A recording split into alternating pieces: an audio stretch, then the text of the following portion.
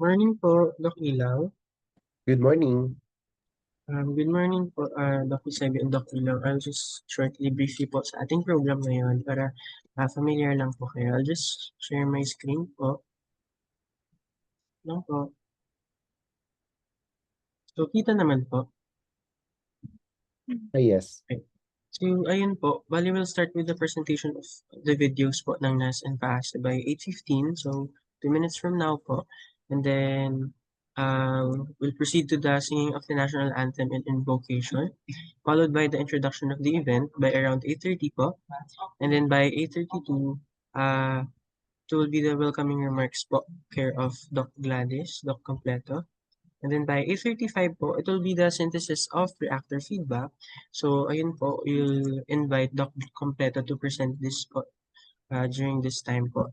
So, it's followed by the NAS Philippine Resource Speakers Response. So, ito po yung segment wherein mag-respond po ang ating mga resource speakers from the previous session po regarding sa synthesis po ng feedback po ng reactor po na nakuha mula sa lahat po ng ating mga sessions before. So, ayun po. Kindly facilitate na lang po ang ating mga speakers dito, followed by ito pong structured question and answer portion. So, you'll have to read po 3 to 4 top questions po. So, we'll help you naman po to determine yung mga top questions via chat box and we'll direct it po to the appropriate NAS speaker. So, ayun po.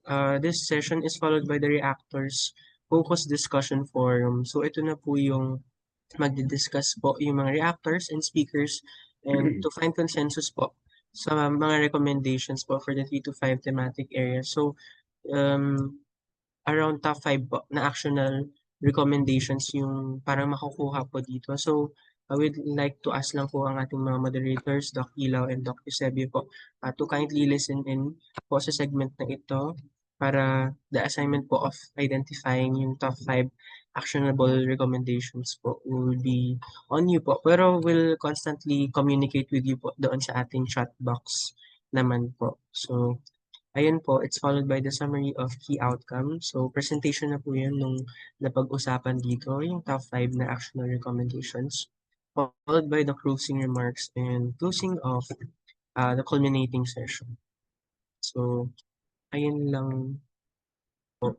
If you need any help po, we have a group chat naman po sa ating Zoom para kung may need to communicate updates and changes or other instructions, we'll communicate it with you through that po. So, ayun lang po. It's already 8:16 po. I'll already start the video po. Yes po, Dr. Sebio, you have a question. Yes, about doon sa ating summary, kasi meron ako nakita rin na slide doon for that one. So, paano yun, ano ba mangyayari doon? Kami ang magbibigay o meron kaming babasahin? Bali po, yung mismong summary is just yung napag-usapan po sa Reactors Focus Discussion Forum. So Yes. parang yung consensus lang po nila. So we'd like to ask lang po if you can take note lang din po. We'll also do our best po na ma-communicate po yung top 5 na yun. Pero Okay. if ever we miss po some of the information, kindly add na lang po. So magre-reflect naman siya dun sa PPT? Yes po, magre-reflect naman po siya. Okay, thank you. Thank you po. We'll be starting the video po.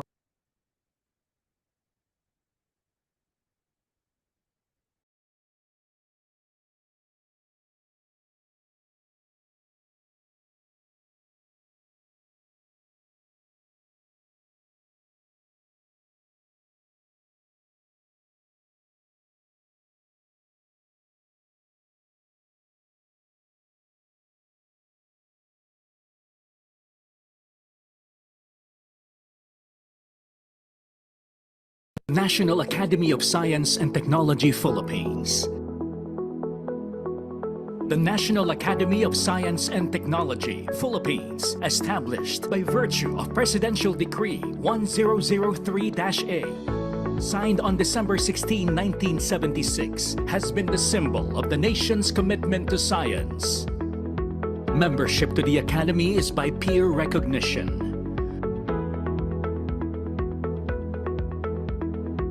academician, resident Filipino scientists and engineers who have made exemplary contributions to the country through science and technology may be nominated and elected as academicians by members of the Academy.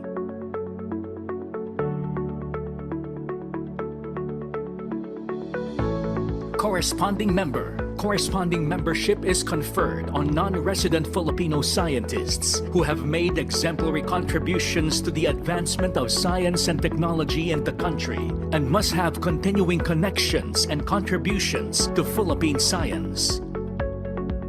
National Scientist. The Order of National Scientist is conferred by the President of the Republic of the Philippines and is the highest honor given to a Filipino man or woman of science. National Scientists are nominated from the members of the Academy. Since 1978, 161 Filipino scientists have been elected to the Academy. As of 2024, the President of the Philippines has conferred the rank and title of National Scientist on 43 Filipinos, 11 of whom are still living.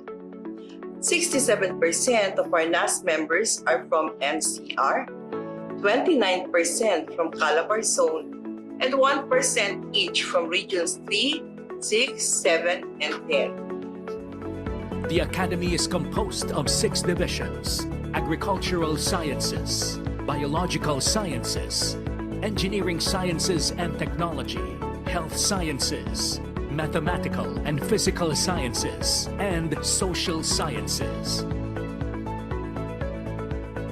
NAST Philippines has 4 main functions: recognition, advisory, international linkages with other academies of science, management of the Philippines Science Heritage Center. The recognition function.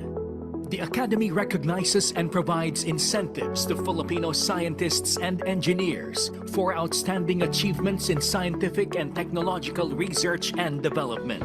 NAST Philippines fosters excellence in science and technology in the country through the recognition function. The primary mandate of the Academy is to recognize Filipino scientists and technologists who advance the state of Philippine science and technology.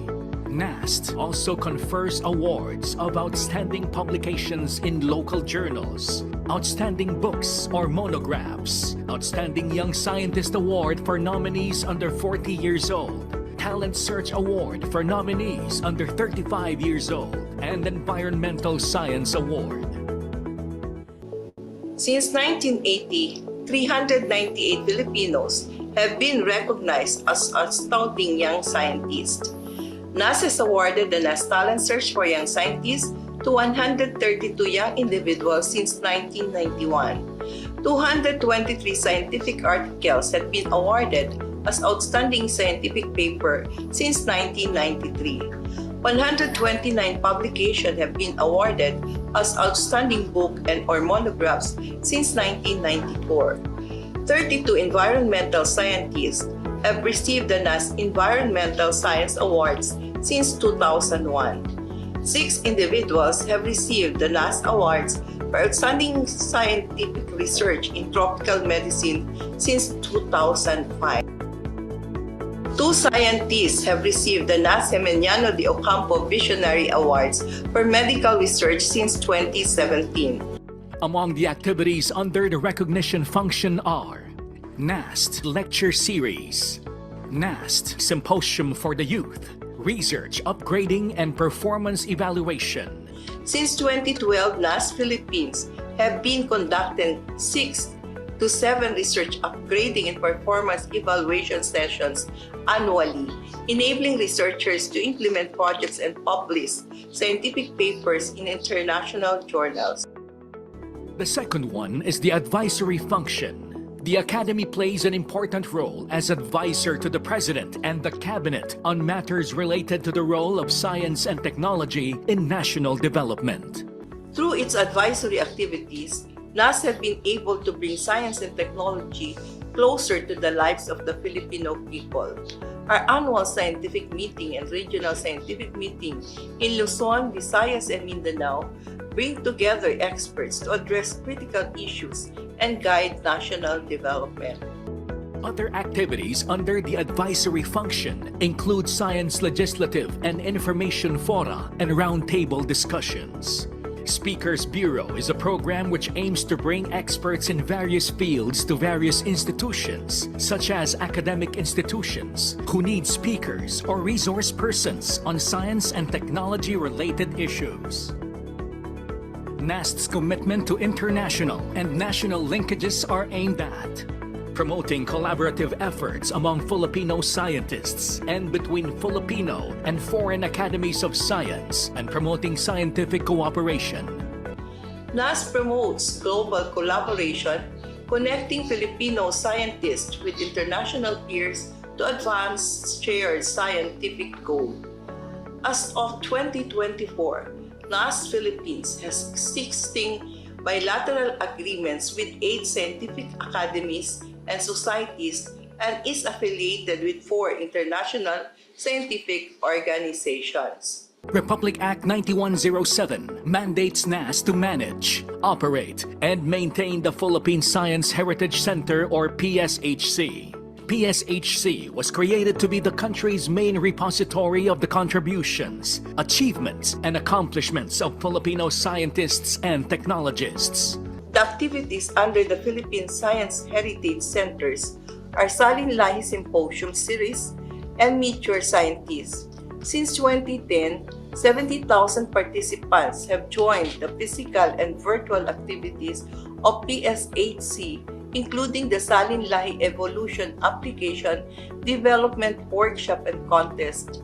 And in 2019, the center opened a hologram exhibit of living national scientists. The NAST Philippines also manages the scientific career system under the Civil Service Commission, a system of recruitment, career progression, recognition, reward, and attraction of scientists and technologists in the public service.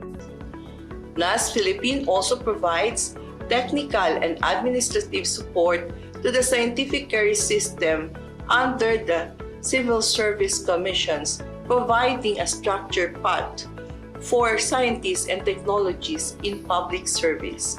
As of 2024, there are 69 active and 114 retired career scientists.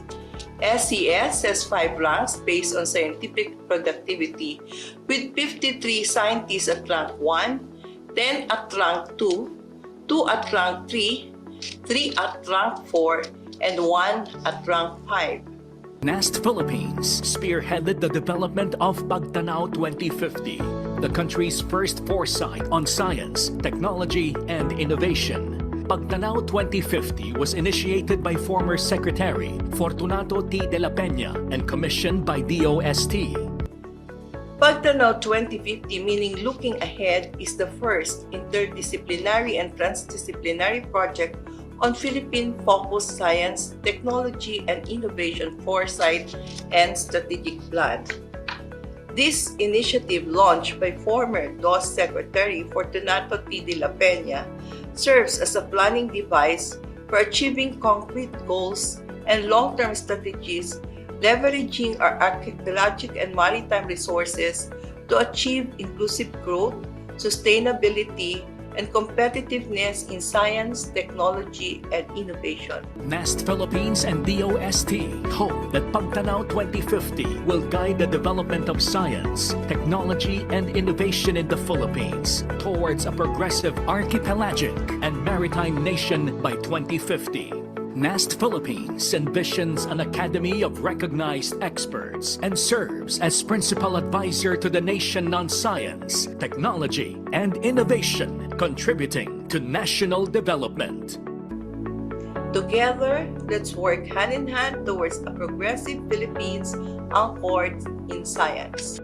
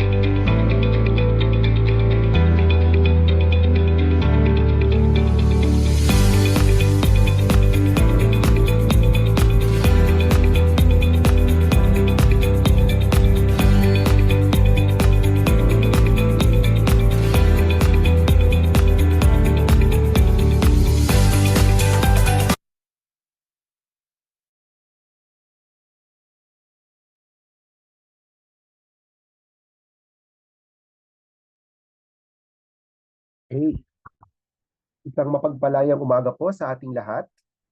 Good morning and welcome to the culminating session of the PAASE's Fireside Chat Series with the focus on PAGTANAW 2050, the Philippine Foresight on Science, Technology, and Innovation document. I am Dr. Joel P. Ilaw. And I am Dr. Ramon Christian P. Eusebio, and we are your moderators for today's session. This session marks the culmination of the four-part Fireside Chat series organized by the American Academy of Science and Engineering in partnership with the National Academy of Science and Technology Philippines, or NAST Phil, as part of the initiative to improve, strengthen, and evaluate PAGTANAW 2050, ensuring that it is aligned to the emerging trends, changes, and advancements in ST&I development in the country and the world, all while staying true to our aspirations as a prosperous archipelagic maritime nation. In particular, this culminating session will feature the presentation of the synthesis of reactor feedback. Our research speakers from NAST Philippines will have the opportunity to respond to the feedback, while our reactors may share additional insights and reflections. Both groups will then take part in a focused discussion forum together with our participants. Before we begin, we would like to also welcome our Facebook viewers. We are currently live streaming this event in PAGTANAW 2050's Facebook page. To stay updated with PAGTANAW's activities, please follow PAGTANAW 2050 in all its social media accounts. Also, kindly follow PAASE's Facebook page for more information about events like this. So to officially welcome us for today's event, may we call on the President of the American Academy of Science and Engineering, Dr. Gladys Charis Completo. Good morning to our, can you hear me? Yes, Am we I can hear you. audible? Okay. Good morning to our distinguished academicians from the National Academy of Science and Technology, esteemed colleagues from the Philippine American Academy of Science and Engineering, fellow scientists, policymakers, and friends of science and innovation.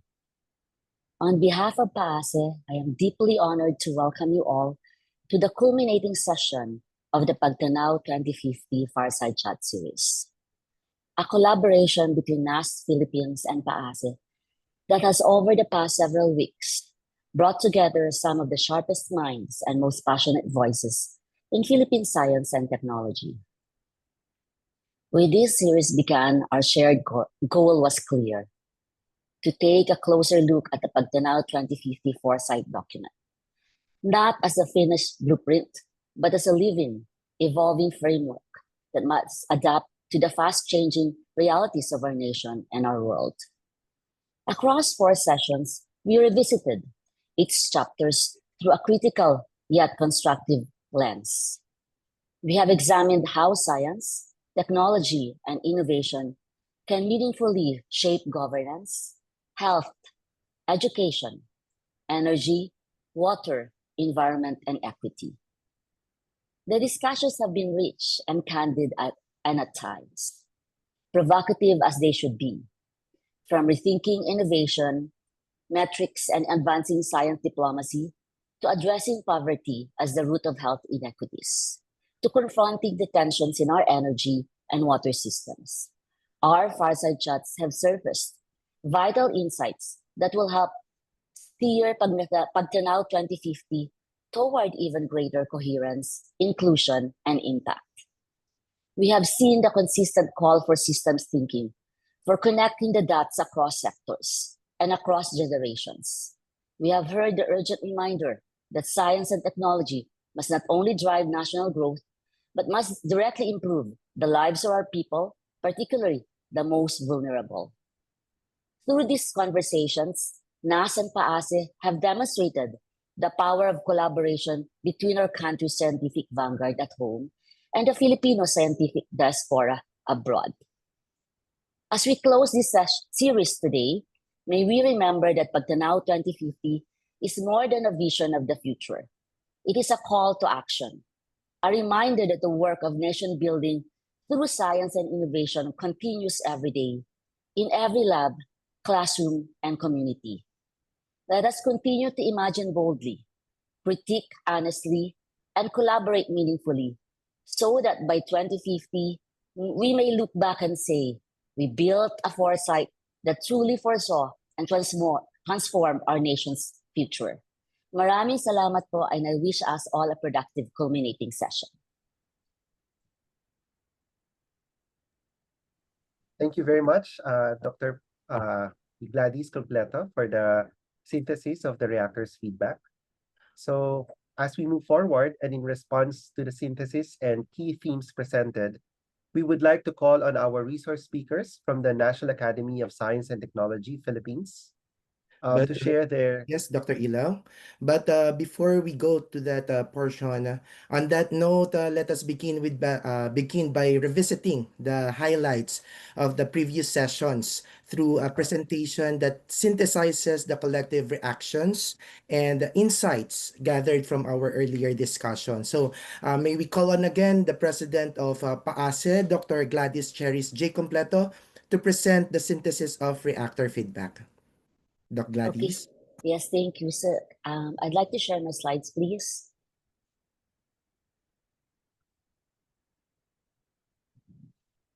Okay, thank you. I'll do the sharing. Thank you.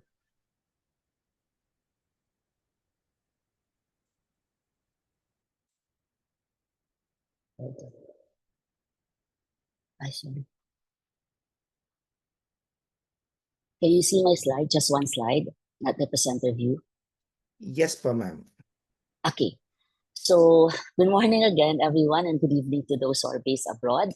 So, over the past months, NAST Philippines and PAASE have co-organized a series of fireside chats on PAGTANAW 2050. And these sessions serve as a venue for our experts and reactors to share their reflections, critiques, and recommendations on the country's long-term science, technology, and innovation foresight PAGTANAW 2050. In the first part of our program, we will present a synthesis of the key insights and recommendations gathered from all 4 sessions of the Fireside Chat series. So as mentioned, this presentation captures the recurring themes, actionable recommendations, and emerging directions that surface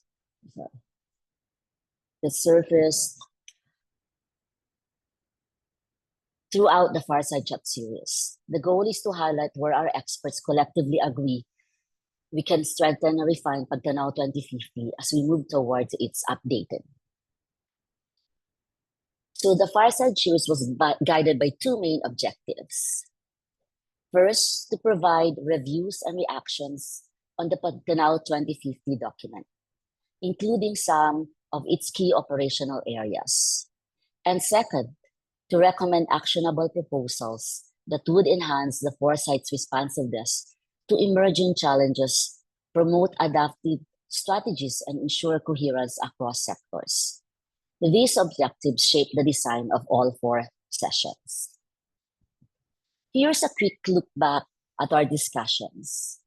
We held 4 sessions between August 29 and September 19, 2025, each focusing on specific sections of the PAGTANAW 2050 document. Each session featured resource speakers and reactors who provided insights on selected sections of the PAGTANAW 2050 document. Through open forums, we gathered diverse perspectives to enrich the foresight. Today, we will synthesize these discussions and present consolidated themes and recommendations. To capture the richness of these discussions, we followed a 4-step process. Our methodology involved 4 fireside sessions aimed at critically reviewing and refining the foresight document, ensuring that its vision remains forward-looking and grounded in current realities. Second, each session featured resource speakers who provided overviews of selected book sections, followed by reactors who offered insights, critiques, and recommendations. The open forums allowed even deeper exchange of ideas. Third, session recordings and transcripts were analyzed using AI-assisted synthesis to consolidate all feedback.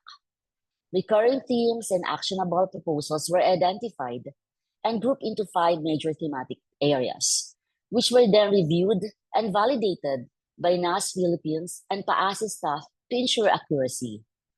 And finally, these 5 themes summarize the collective voice of our experts and reactors.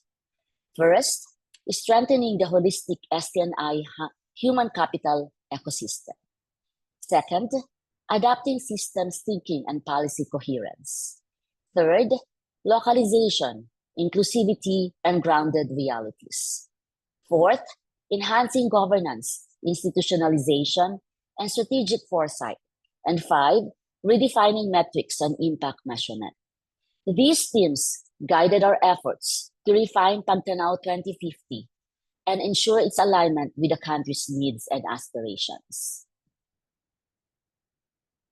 So this slide shows word cloud, the most frequently mentioned ideas from reactors and participants. Key concepts such as foresight, science, health, water, management, environmental, innovation, and technology highlight the central themes of our discussion. These words reflect the priorities and challenges identified by our participants, emphasizing the importance of sustainable development, inclusivity, and strategic planning in shaping the future of Philippine science, technology, and innovation. These words capture the essence of the recommendations we received, all pointing toward a stronger, more integrated, and future-ready national foresight system. The first theme focuses on strengthening the human capital ecosystem in science, technology, and innovation. Reactors emphasize the need to institutionalize mentorship structures, that is, valuing successful mentoring and PhD production in academic advancement, not just publication counts. They also highlighted the importance of integrating well-being into STEM education, addressing mental health challenges and burnout by incorporating strategies for mental health support and clear language policies in STEM education, ensuring inclusivity and supportive learning environment. And to sustain the pipeline, reactors recommended establishing structured early-stage research opportunities for undergraduates, providing students with authentic opportunities to engage in research early in their academic career. And finally, they urge agencies to harmonize workforce metrics so we can track talent retention and address brain drain more effectively and create clear pathways for aspiring scientists. These strategies aim to build a robust and inclusive talent pool for the future of Philippine science and technologies. Apologies for the numbering that is not correct for this slide. The second theme emphasizes the need for systems thinking, recognizing how issues in one sector affect others. Reactors proposed adapting nexus planning frameworks, especially across water, energy, and food sectors, into adapted roadmaps to ensure solutions in one sector do not create problems in another. They called for legislative and regulatory coherence, reconciling laws that may conflict with foresight goals. They also recommended mainstreaming circularity and life cycle assessments to ensure technologies are sustainable from creation to disposal. And lastly, they stressed the importance of embedding social science perspectives in technical planning to balance innovation with equity and environmental justice. The third theme focuses on the need for localized and inclusive approaches to STNI development, ensuring that policies and technologies address the realities of Filipino communities. Reactors urge us to prioritize poverty alleviating technologies, as poverty is a fundamental driver of inequity. Emerging technologies such as precision medicine should be evaluated for their immediate relevance to this goal. They also called for developing homegrown indicators that reflect Filipino realities instead of relying solely on global benchmarks that may not align with the country's unique context. And in the area of blue economy, they suggested grounding aspirations in realistic assessments of industry readiness and existing strengths, such as fisheries and aquaculture. Finally, they emphasized the need to incorporate indigenous and local knowledge, valuing principles-driven and people-centered development. The fourth theme focused on strengthening governance mechanisms to make foresight implementation sustainable. One key proposal is to establish a permanent foresight institution within DOST to sustain long-term planning and updates. The actors also recommended creating critical oversight bodies, such as the Department of Water and mechanisms for responsible AI governance. There is a need to set long-term cross-administration targets aligned with political cycles, ensuring continuity across leadership changes. Other recommendations include expanding geopolitical horizon scanning and enhancing multi-sectoral collaboration among government, industry, and academia to translate foresight into action. The final theme addresses how we measure success. Theme 5 focuses on redefining metrics and impact measurement to ensure that progress is assessed in terms of tangible benefits to communities and resilience to future challenges. Recommendations include shifting to impact-oriented measures that address inclusivity, effectiveness, and community benefits. It is important to set clear baselines and targets for universal health care, defining who pays and who benefits.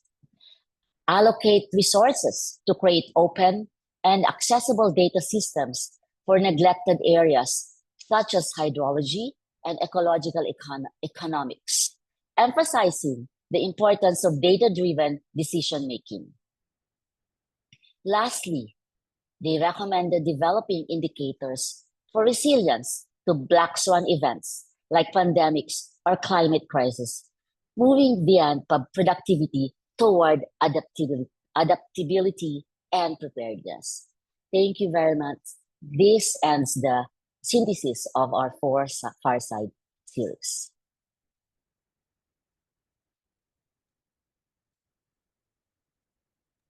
Okay, thank you very much, President Gladys.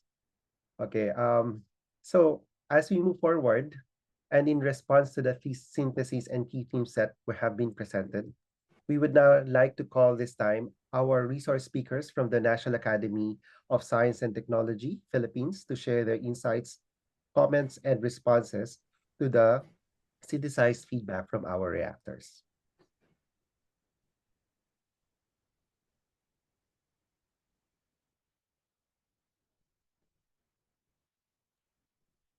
Hello, good morning. Good morning. Any other resource speakers around? Since I was the first one who gave the talk during the presentation, I'd like to be the first. On behalf of the National Academy of Science and Technology, I would like to thank sincerely PAASE, particularly its president, Dr. Completo, who beautifully and comprehensively gave the synthesis of the reactions to the PAGTANAW 2050. It's only now that I have seen the reactions for all the different aspects, but I can give reactions to my particular presentation. But before I do that, I'd like to commend really the procedure that was done by PAASE. It's only now that I've seen the procedure, and I think that was a really an intelligent, excellent review of a very thick and that involved even the audience because the fireside chat involved audiences from our different how they call these outlets, but also the Facebook. So it's not only a review of the experts, but also some other members of the stakeholders participating in the review. Now, let me go to the, so it was really, I commend that for that particular review. I wish to give a specific answers to the, or how, comments or whatever, to those who gave reactions to my presentation. I gave the introduction up to the climate change is very hard really because it was the most difficult part. Well, especially the climate change because this would be an overarching uh, theme for all the other key operational areas. Now, I noticed that it seems that the procedure that we did for making the uh, Tanaw had no positive nor negative comments, but I think the, since we followed the, not only the traditional, we had some innovations in the foresight that we made. Okay, so first, I wish to commend the insightful recommendation and comments of Attorney Romel Cuenca of the Philippine Climate Change Commission, who mentioned that the commission has been guided by the Pagtanaw 2050 in their preparation of the national climate action plans. He mentioned that the foresight has directly included climate variability as an important factor that could influence the future of the nation, thus necessitating uh, important evidence-based policy and stronger institutions to effective actions to mitigate or even control these vulnerabilities. So may I mention that Pagtanaw 2050, since we disseminated this, has been used as a strategic guide by many institutions and not only the Philippine Science Commission. And now we are meeting with the DOST regional districts again because we met them before, but now we are meeting them with preparation of the metrics of the indicator. So your inputs, it's an ongoing activity now. In one of the rooms we're doing I'm in my bedroom, they're downstairs doing their workshop. Now for Dr. Richard Abendan, who suggested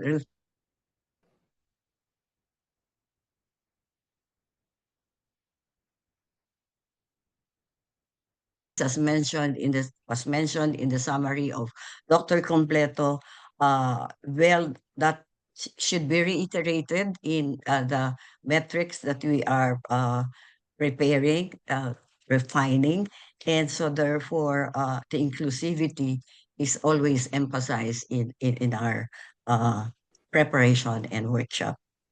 So again, this will be properly addressed in the indicator preparation that we are developing and refining for Pagtanaw.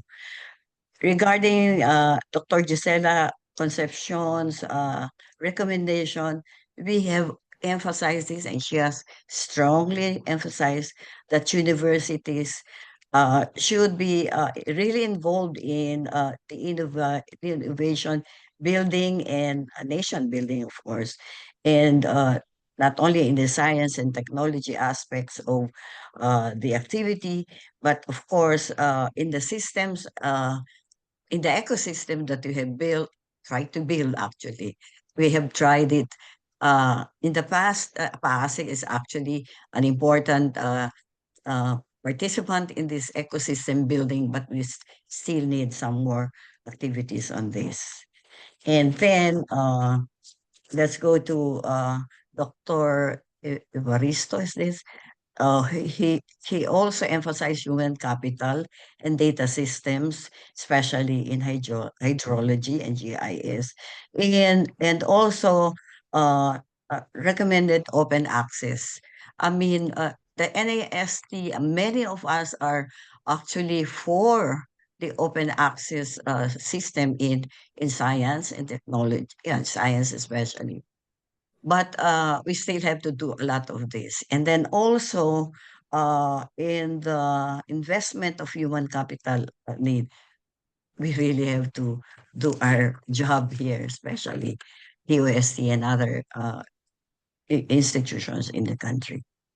Now, for Dr. Daniel Ibarra, the integration of social science in the planning, especially in adding more value and making it more inclusive and go down to the level of the communities. We have been emphasizing this. In fact, during the time of writing the PAGTANAW 2050, Dr. Padolina and I headed the writing of PAGTANAW 2050 and requested different experts from the Philippines and abroad to participate in the writing of Pagtanaw 2050. We had a special section for social science, and this was written by Mahar Mangahas, academician Mahar Mangahas, and our present NEDA or DepDep director. So still, we need some more social aspects, inputs into the different KOIs and into the systems thinking of Pagtanaw. Okay? Dalawa na lang yata o tatlo. So Dr. Serafica has always strongly emphasized that the need for industry and entrepreneur planning into, I mean, incorporation not only to the academy but in the various activities of the nation, so that we would really gain from what science, technology, and innovation could provide. And he gave some recommendations to operationalize Pagtanaw in that particular aspect. So we really have to be, I think that's the last one. Dr. Edna Ko included uh, suggestions on uh, timelines and targets and yes, indicators. We have started that because in the first edition of Pagtanaw, we did not give this because we gave allowance for more critical and in-depth preparations of the indicators. So again, thank you very much for the excellent, may I say, and very appropriate uh, reactions from the PAASE experts and also from the audience that participated in the fireside chat. Thank you very much. Maraming salamat po. Mabuhay tayong lahat. Thank you very much, Academician Azanza, for your additional insights. So now we can proceed with our next speaker. May we call on Academician William Padolina, who wants to give his additional insights. Yes, thank you. Can you hear me? Yes, Academician Padolina, go ahead po. First of all, I'd like to echo Academician Azanza's gratefulness to PAASE for their participation. I know they had to make time for this and also gather information so that we could enhance the ideas that we'd like to convey in the next edition of Pagtanaw 2050. Enhancement is really the word, I think, because there are many issues that persist, some of them chronically difficult to solve because of certain forces that come in, some unexpectedly, some are unanticipated consequences. But by and large, I think we gained a lot from the many, many insights and ideas that were shared by PAASE. And I hope that PAASE would continue to be involved in making sure that our foresight document is one that remains relevant. And I take the the ideas that the recent Nobel laureate in economics has conveyed, and probably the reason why he won. And this is the idea of useful knowledge, covering the why and the how. So I hope that with this inputs from the thought leaders in not only globally but also locally, we would be able to craft PAGTANAW 2050 to be a document that will promote useful knowledge. I think the inputs from PAASE have been very important. Some ideas are recycled, but that's fine because we have to keep them in the radar screen. The coverage of concerns and issues has really been very enlightening because they are going to be very critical inputs in making sure that our chapters remain relevant.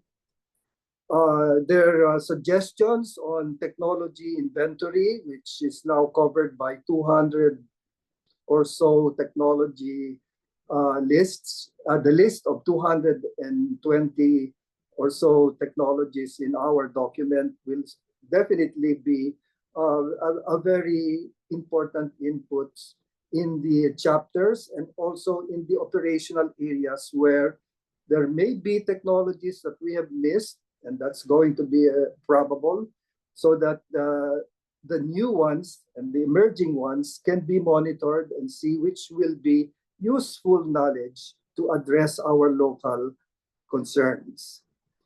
Thirdly, we have been benefited by their insights on tendencies that are, or trends that are developing from the lens of an arm's length. Because for us who are here in the Philippines, we of course are involved not only in implementing these technologies, but also developing policies, but an arm's length view of whether the directions, the orientations, the contents of our thinking are in fact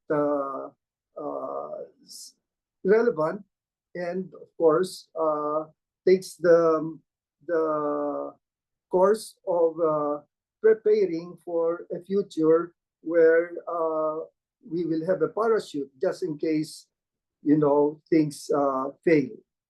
And of course, we are now in a fragile state. We don't know how it will go, but we hope that, as I said in my presentation, STNI remains the light at the end of the tunnel.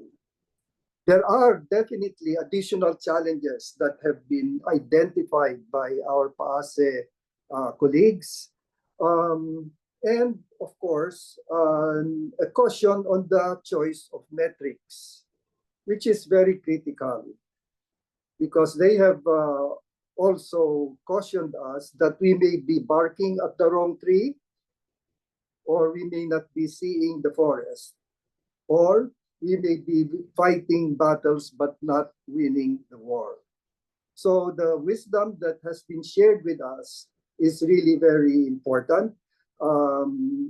Having our colleagues exposed and experiencing the challenges in a more mature economy. I'd like to just emphasize that following the concept of useful knowledge, the why has to be covered adequately in terms of our STNI agenda. And I cannot think of any other appropriate approach but to support the basic sciences, because the new knowledge, the knowledge that is generated by the basic sciences tells us the why. And the know-how, of course, will be picked up by our engineering group. Now, unfortunately, focusing on how our basic sciences are performing in a developing country is a very difficult advocacy. You probably know some schools have closed the basic science departments. You probably know that the classrooms that are being built by DepEd don't have laboratories. And you probably know that the hours now devoted to science in the new senior high school curriculum has been severely reduced. So these are challenges that we would like to understand. But as a last comment, maybe PAASE can help us understand or identify people who may have written or may want to kind of develop the economic history of the Philippines. Because I think a lot of our metrics and the directions that we hope to go forward for our future will depend on how we understand the developments over time, from probably prehistoric times to the colonial era of Spain and US and Japan, and how our new republics have been managed in terms of economic history, and how and why our poverty rates continue to be high. So with that, I just want to again say that the social sciences are going to be very important, because part of the challenge that we want, if we would like to move forward, is behavioral. And that includes all of us in the science community. If we continue to be profligate in developing technologies that do not conform to the circular economy, we are going to be, of course, responsible for the deterioration of many of our natural resources. I don't know whether somebody will have to look at how behavioral issues are operating in the science community. Now that the DOST has been kind of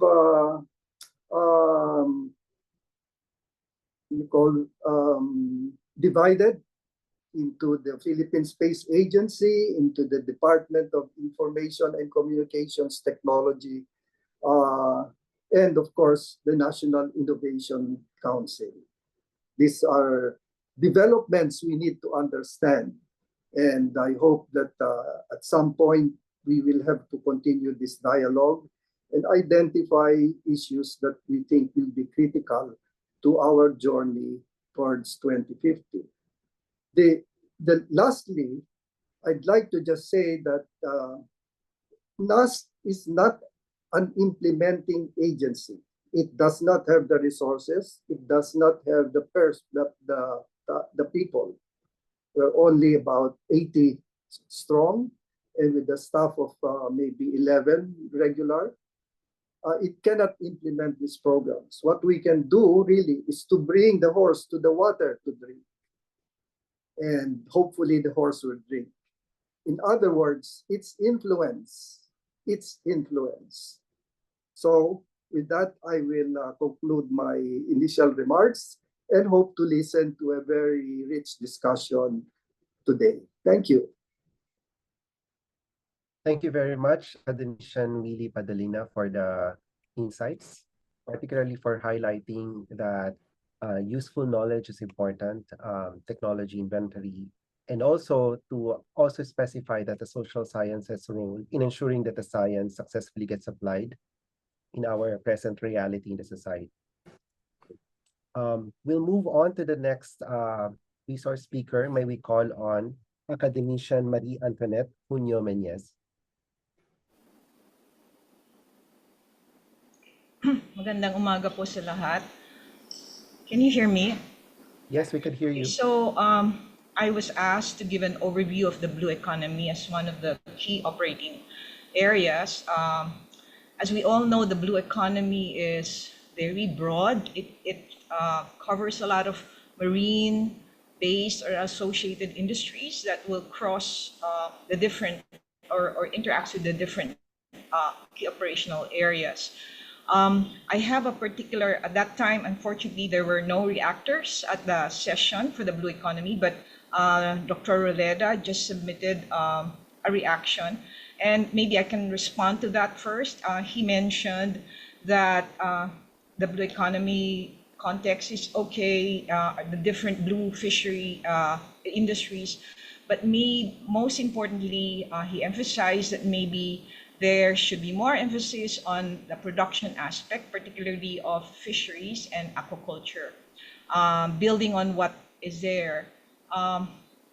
In my talk, I also focused on fishery in a way, but more on looking at the impact on small-scale fisheries, which we said should be among the priority beneficiaries. And yes, technology is important, and I agree with Dr. Roleda that we have to be strategic in working on capitalizing on what we have. For example, the seaweed industry potential is broad, and so there is got to be a developmental program for that, and we can help catalyze and put it at the fore. At the same time, there are other industries like coastal tourism, which also will impact a lot of marginalized groups directly, and it's also one of the top contributors to our GDP. So the blue economy is gaining a lot of momentum. In fact, it is one of the priority bills identified. And there are many sectors within this area, and I think NAST will be in the opportunity, have the opportunity now to help, maybe just providing, not just providing the, the framework, which is now accepted. I mean, the awareness is raised, but maybe working closely with some industries to really see how the trajectory might be accelerated or developed for those. So there are different phases of the industry. So one of the things that is being done now, and there's a lot of reports, and I think that's where PAASE can also help, is really in looking at the mechanisms. I think the enabling, the awareness is heightened already, some enabling mechanisms are in place, and everything that was mentioned, and appreciate the thematic overview, particularly the theme on inclusivity.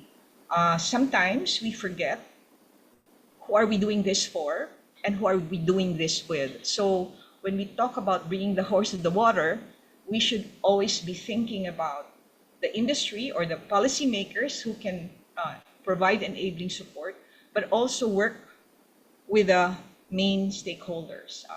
So it's like we have been shown to do the bibingka approach, the top down and the bottom up, and I think that is one of the strengths we need to build on, especially now that we are looking into the ideas of metrics. How do we track development? And that will be very different for each of the blue economy industries because the stakeholders are very varied. The nature of the industry is very diverse. And again, it will benefit a lot, not just from identifying potential advanced technologies that are already there, but putting the local context in terms of where are we now and what is the most strategic way to move forward. Some of it is adoption of new technologies, some of it is innovation of cheaper, local developed technologies. And so this is a very dynamic area for development that I think we now have the opportunity to really catalyze in all fields.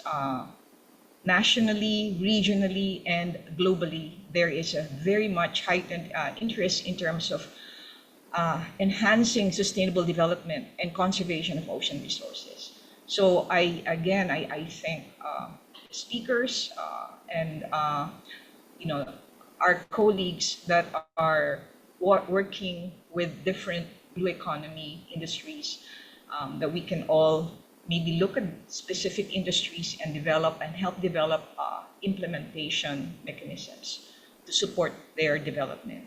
So maraming salamat. Thank you very much, Academician Perez, for your additional insights. So thank you very much to our esteemed resource speakers for your thoughtful responses. To further enrich our discussion, we now open the floor for any questions or clarifications addressed to our speakers. For those who wish to ask, please use the raise hand feature or type your question in the chat box. So we have around 15 minutes for our Q&A. So who wants to go first? Who wants to ask question?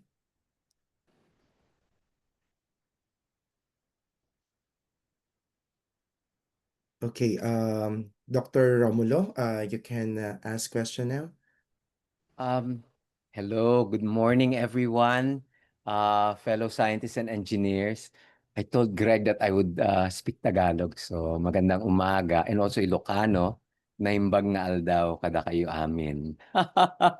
So, first let me just say, I really appreciate the synthesis that Dr. Completo, provided for us. It was almost complete. So, and what I would like is to add to the completion of that synthesis document because as scientists, I think we do have a societal responsibility.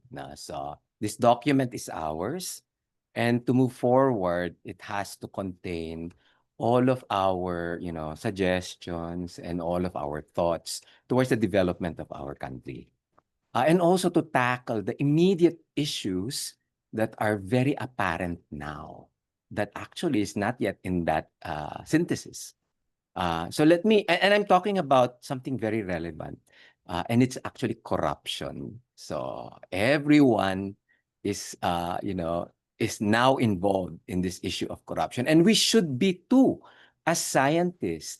No, so what are we doing towards contributing, to the fight against corruption? Can we use science and technology to really fight fraud?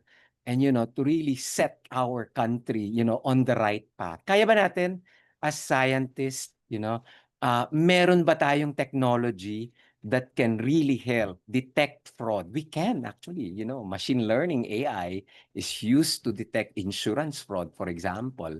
And there was a suggestion of blockchain, to put our budget para immutable siya. Although there are problems with that as well if you don't have good data governance. So, can we be more active as scientists in the fight against fraud? Can we maybe lead by example by asking the DOST to be, the agency that helps fight fraud scientifically? No? Can we do that? Can we develop digital systems, data systems that can track financial and even scientific fraud? In fact, there's folks that are looking at scientific fraud now. Maybe we can even, police our ranks. There's so much scientific fraud going on, and they can actually be detected, with machine learning now. I have some collaborators in France who's actually doing this. So, can we do this? This is something that, okay, after all of that, it's really complete, the foresight document that Gladys synthesized. Pero because, lumabas na yung issue ng fraud. So can we put our strength as scientists towards solving this issue? So yun ang aking tanong and challenge to everybody. Let's do it together. Let's let the DOST, NAST, PAASE lead the charge against fraud. Let's police our ranks. There's fraud going on in the science and in STI too. So can we do that? Sige, yan ang aking challenge to everyone. Thank you very much, Dr. De Castro, for the very timely insight or comment. Okay, so maraming salamat po sa comment, especially sa Tagalog na sinabi rin po ni ni Doc Greg. So now let's have additional question, Doc Gisela. So you can go ahead, Doc Gisela. Thank you, Doc RC, and special greetings to Doc Greg. So, Taglish na lang, Greg. Hi, Giselle. Okay lang. Hi. Thanks. Thanks to former President Rod, former President Willie, and then also to Academician Annette. So just to reiterate what they said, I think that K and K are very important. Knowledge and know-how. So knowledge is more theoretical and conceptual, and know-how would be praxis. And that seems to be the major concern or problem in our country. There isn't enough of K and K. So, considering the serious problems in our country in all areas of national development, including corruption, I think that it's really easy to come up with national integrated research agenda, and in the NRCP, where RC and I are involved, it is basic research (NIBRA), okay, and it is an implementing agency, not just an advisory or recognition organization. So, anyways, I think that aside from the what and the why, because really, I think the why is almost obvious to many of us. It's the who and the how. Okay, so it's the people who are the experts or the competent and skilled leaders who will lead the research and train the next generation of researchers on the how. And this covers all disciplines, Greg. And that makes it an integrated approach. So the who includes not just those who will conduct the research, but those who evaluate the research. And I have examples in black and white of incompetent evaluation of research results. I wouldn't say it's fraud, John. I would say maybe it's just incompetence. Okay, and it gets published and it gets endorsed by some of our organizations, but it's clearly not good data. Okay, as a basis for developing an herbal product, for example. And I'm speaking because this is close to my area of knowledge and competencies. So I think that is very important. We cannot underestimate the importance of S&T, human capital development. But not only that, it's got to extend to the social, economics, and political sciences, and also research in the arts, humanities, and cultural areas of knowledge. So I would like to reiterate this point that no matter how much we keep talking about what the priorities are, if you cannot pinpoint the people who will be responsible for every area of research and development and innovation, or STI, then this is not going to happen at any near in the near future. I'd like to point out that yes, we need to see the forest, and we also need to see the trees. And this is where there is a problem, because you have people who only know things in general, but they make decisions on specifics. So I would like to say that interdisciplinary teams and approaches are important, but then for specifics, you must really get to those who have proof of their expertise in the praxis or practice of science in recent years. Okay, so if you're not published in the field, I don't think you would know what is the latest in your discipline. Okay, the next point I'd like to make is what academician Annette emphasized, and this is the need to be human-centric. But it's not just human-centric, it has to be biogeographic centric or locality centric. So I would say that this is where the idea of social innovation versus commercial innovation, which I know the DOST is emphasizing wealth creation, and even some of our universities. On the other hand, our leading universities are one with University of the Philippines in pushing social innovation, and this would have to be at the community or the LGU level. In connection with this, I would like to support academician Annette and Professor Michael Roleda that we should focus on priority livelihood and industries of our country, specifically relating to coastal resources and our blue economy, and that would be the seaweed industry. But not only the seaweed industry, although that is the biggest source of our export income at this point. We need to improve the way we export our, seaweeds, because at present they are exported in crude form. Okay. And then, of course, another major concern of mine is our critical minerals. So we know that this is terrestrial based, but some of it is also water based. And critical minerals are so important in the latest technologies today to support the value chain from nano conductors to batteries, all the way to data storage that would support AI and data storage, curation, analytics, which brings me to a very important point, and that is that we should develop the capabilities for cross-cutting technologies. So PAGTANAW must make a very strong statement on the need to increase our capacity to develop our AI expertise. And this is a priority of the University of the Philippines. And I think that, we should start with just being users of OpenAI, but we must develop proficiency and use it for education.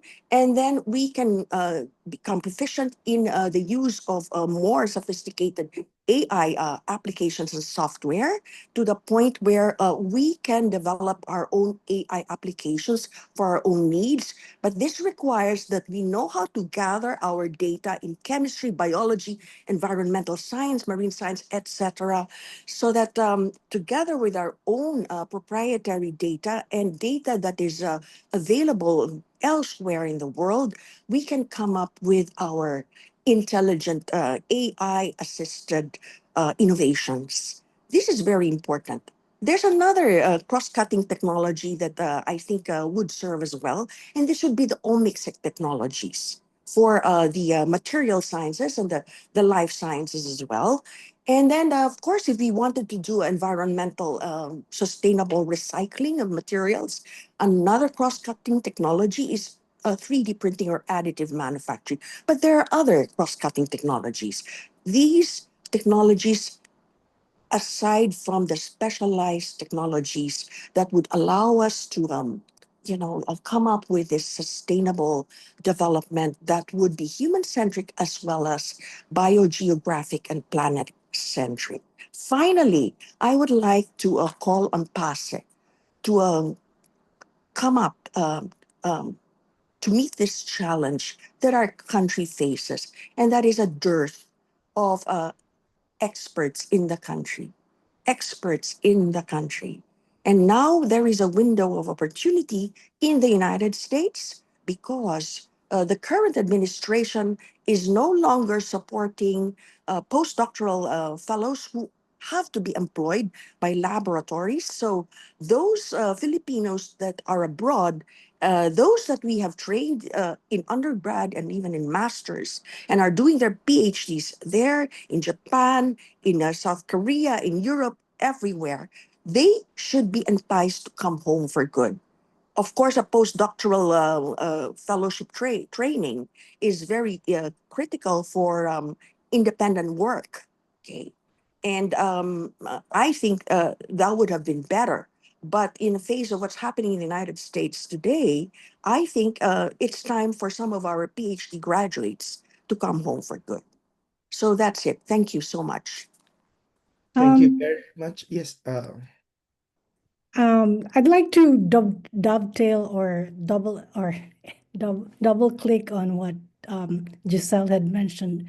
So I think the most important thing really is the experts or the subject matter experts need to come together and identify those low-lying fruit to really pursue, right? So, and the other, on the other end too, the Filipino based scientists and professionals should also accept the fact that there are people who want to go back to the Philippines, and stonewalling them or not being receptive to collaboration and coalition is something that probably needs to improve. So to me, I think the culture changed, and the management, the change management needs to be together, because we are not going to move forward if we keep saying that with AI, actually, there's like also that fear that, as mentioned by Giselle, if you're not an expert, you can do AI. You can always present yourself to be knowledgeable when in fact you're not really the expert, right? So I think those are my kind of 2 cents worth. I was in the Philippines for 1 year. After 35 years in the US, practically there are things that did not change, and there are actually changes that needs to be made so that we could also be really collaboratively and partnering with each other to really promote what we need to promote.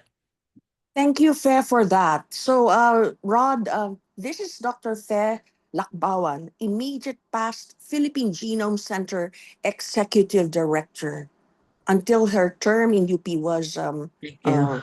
ended, and now it is Wendell Rivera. I'm still trying to help Fair get back to be involved at the PGC. Thank you, Fair. Thank you.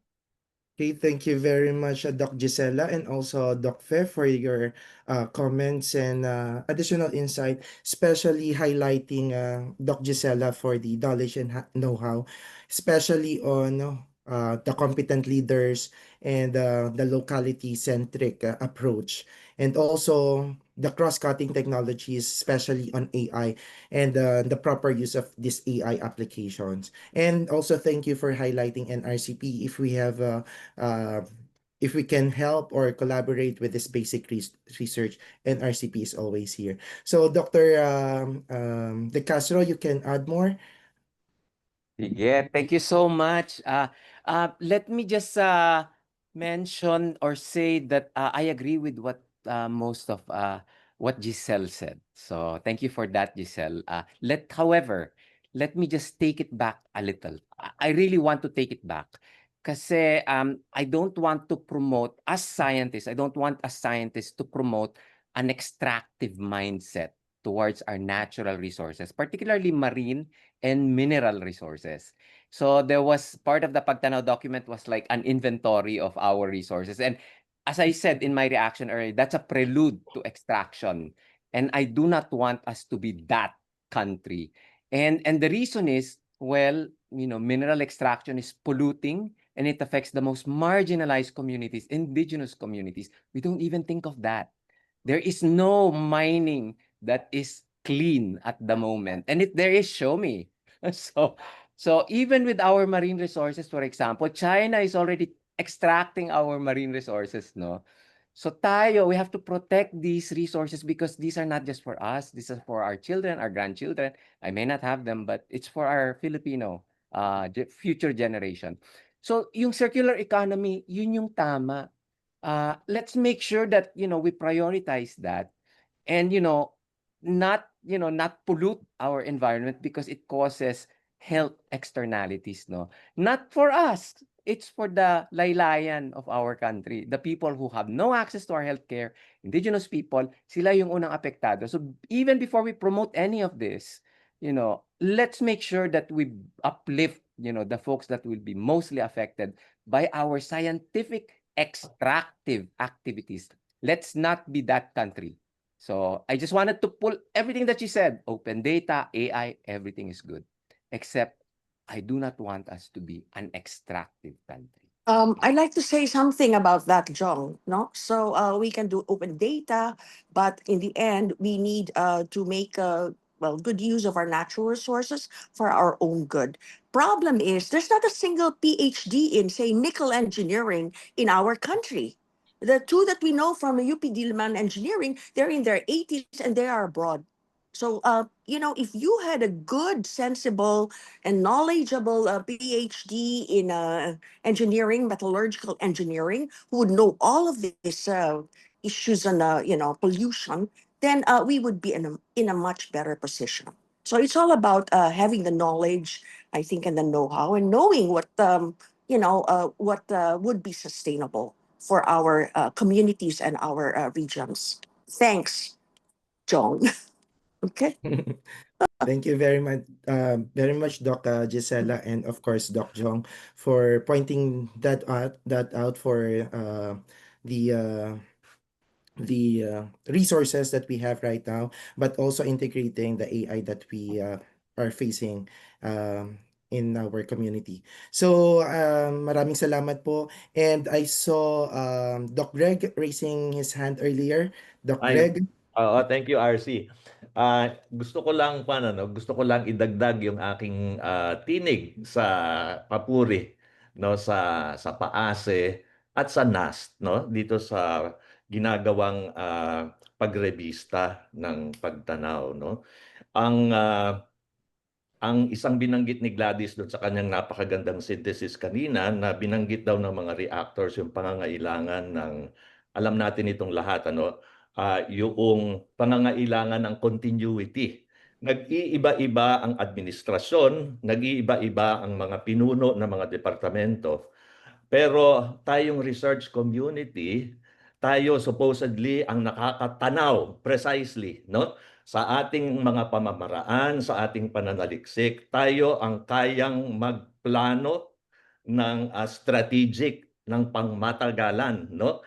At ang konsiderasyon, supposedly, dahil mga tayo mananaliksik, mga siyentista, mga rational yung basis, hindi yung mga panandali ang benepisyo na makukuha sa mga polisiya.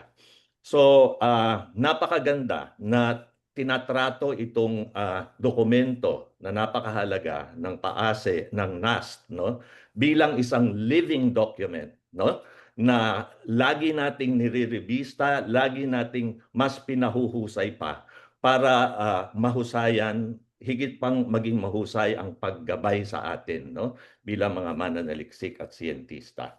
Gusto kong idagdag din o ikabit doon sa sinabi ni Dr. Padolino kanina no. Ako isang personality psychologist na masayang-masaya sa aking ivory tower noon bago ako naging sangkot sa NRCP. At ngayon nakikita ko itong napaka hindi naman saya ang tamang napaka gratifying no na kapagbibigay ng kaganapan no itong ginagawa naman natin sa larangan ng ng pag-aambag sa pag-unlad ng ating bansa. At yung sabi nga ni Dr. Padolina kanina, siguro ang mga social scientists sa pag-aaral ng behavior no sa pagkilos ng mga tao, kailangang isali rin mismo yung pag-aaral tungkol sa atin bilang mga mananaliksik at siyentista no.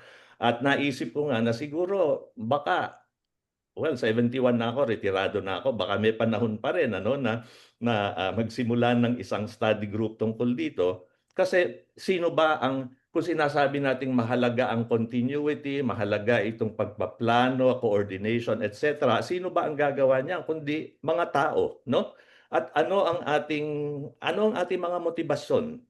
Kapag nasa akademya tayo, ang motivation natin yung kung ano yung dinidikta ng ating duties. Very conscientious tayo as a group, no? So yung ating pagtuturo, yung ating pananaliksik doon sa ating disciplinal agenda, doon nakatutok tayo. Pero ito bang ganitong klase ng research na ginagawa natin, no? Tayo na nasa pagtitipon na ito, ano ang motivation para rito? At paano natin mai-ensure yung continuity? Yun ang napakahalaga, no? Yung pagtanaw natin ng malawakan ng malayuan, no?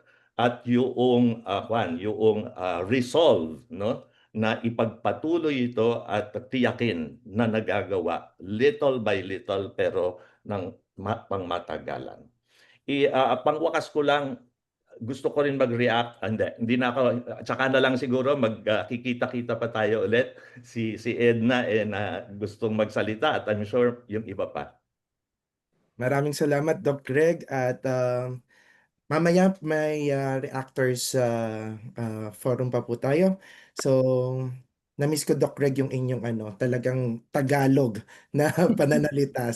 So, yung inyo pong sinabi ay talagang kaakibat din noong mga nabanggit kanina on the social aspect na napakahalagang aspect. Ano?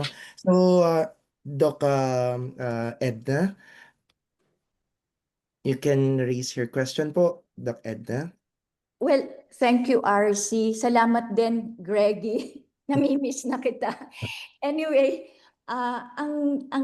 it's not really a question. Maybe half question, half comment, in the previous administration, may ginawa ang Pilipinas na ambisyon 2040. Tapos ngayon, through us, sa PAASE, leadership ng PAASE, meron tayong PAGTANAW 2050. So palayo ng palayo yung ating tinitingnan, yung ating site, which is very good. We want to anchor our vision on certain yung isang pangmatagalan. Pero I want to come down to earth, pull our feet closer to the ground. Ang ating pamunuan, yung sa governance, ay napaka time bound. Ang isang presidente ay merong 6-year term. Ang kasunod ay ganun din unless we change our constitution. Dahil dito sa ganito, kahit magplano ng 2050, tayo yung magdadala nito bilang scientist, pero on the ground, yung paano ipapatupad, paano magko-collaborate sa merong power, sa may authority, sa merong resources, na dapat yung resources na pupunta talaga sa lupa, sa ground.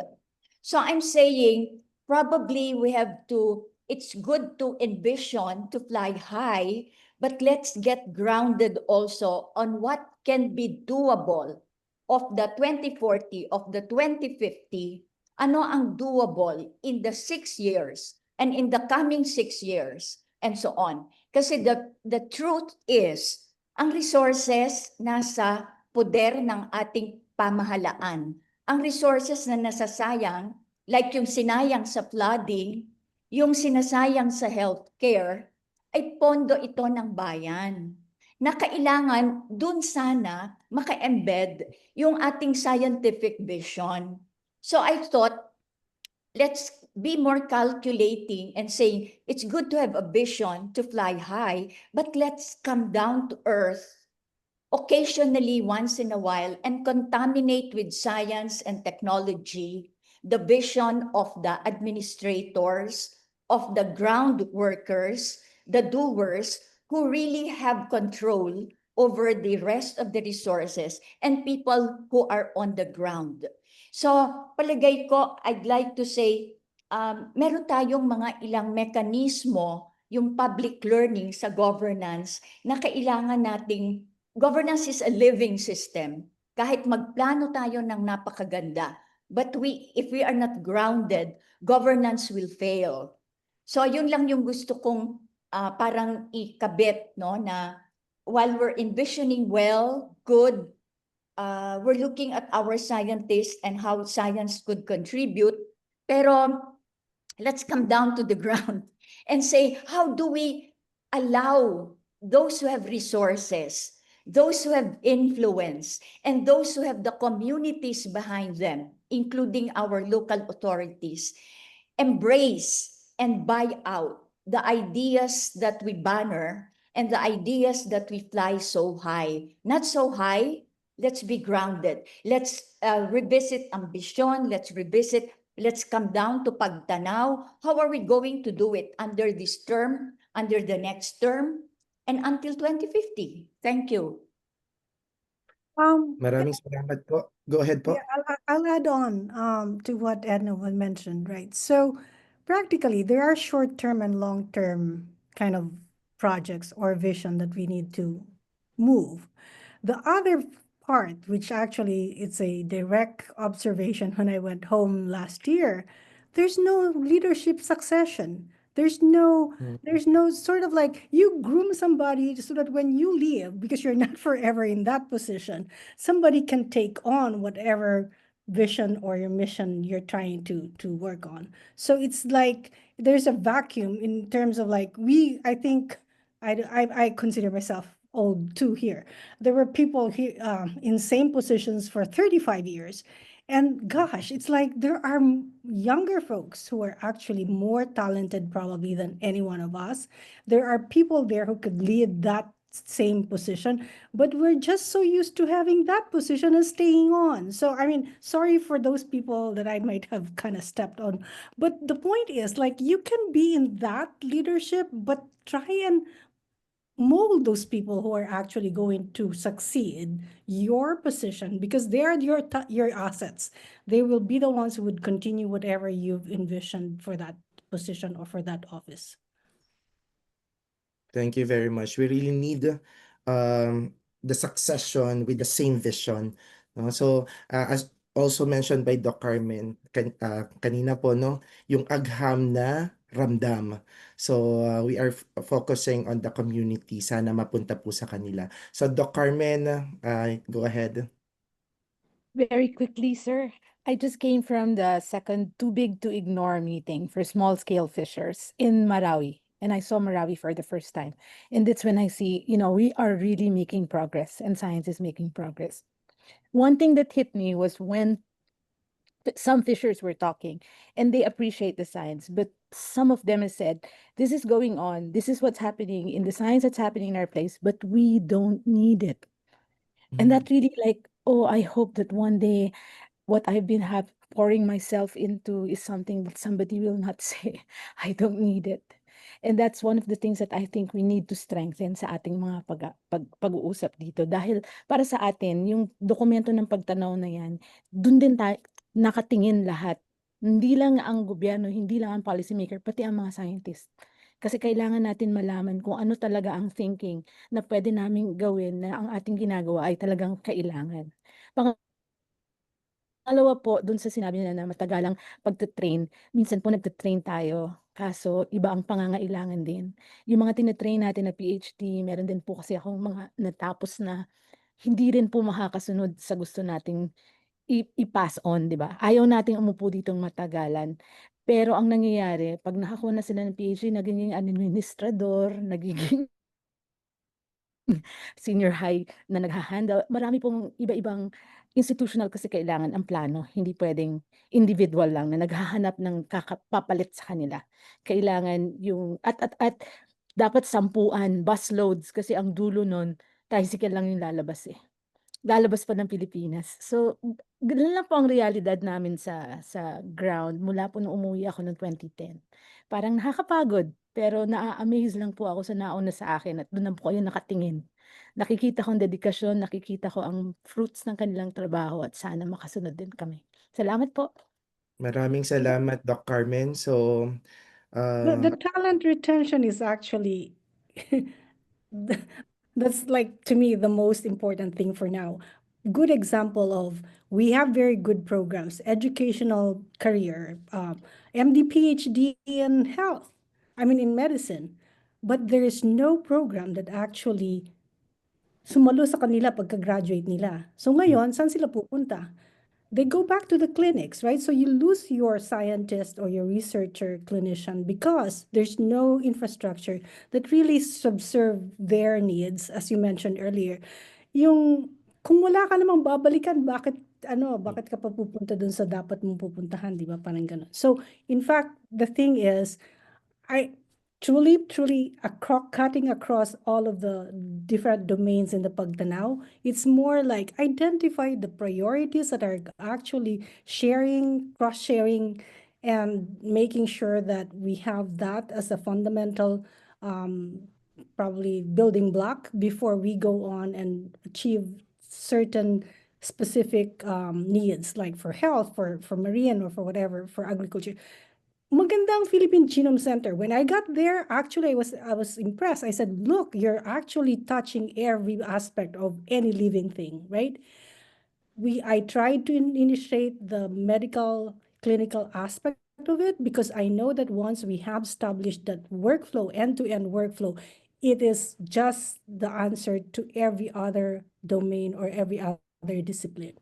But of course, it's like, yeah, there are some hurdles there. But bottom line is, like, if we have identified common grounds and common needs for the different domains, like computer science, data science, or some of those kind of things, AI, then it becomes like it's agnostic to any of the disciplines, and it's also advancing every possible project that would need that technology or platform. Okay, thank you very much for that, Doc Fe. We really need to make or generate more opportunities para dun po yung mahikayat sila, no? Na hindi bumalik dun sa kanilang or ma-box sila. So maraming salamat po for that, Salary Doc. structure is another thing. Yes, thank you, Doc. So, We are competing, we're globally competing, right? A data scientist or a computer science in the Philippines will go abroad because there's more abroad than yes. in the I agree with that, Doc Fe. So we will finish now the Q&A portion, but we still have around 30 minutes for our next part of our program. So we will now proceed to the next part of our program, the Reactors Focus Discussion Forum. So iko-continue lang din po natin yung discussion natin. In this segment, we will have a panel discussion featuring our reactors and NAST Philippine speakers. The objective is to build consensus and refine the key recommendations for the thematic areas presented by our president, Dr. Completo. By the end of this session, we aim to identify the top 5 actionable recommendations agreed upon this during this discussion. So we need to identify 5 actionable recommendations. So let's have our formal reactors focus discussion forum. So, Dr. Ilaw? Okay. Good morning, everyone. So to put order to our presentations, we'll start first with Dr. Giselle Concepcion to give her reaction.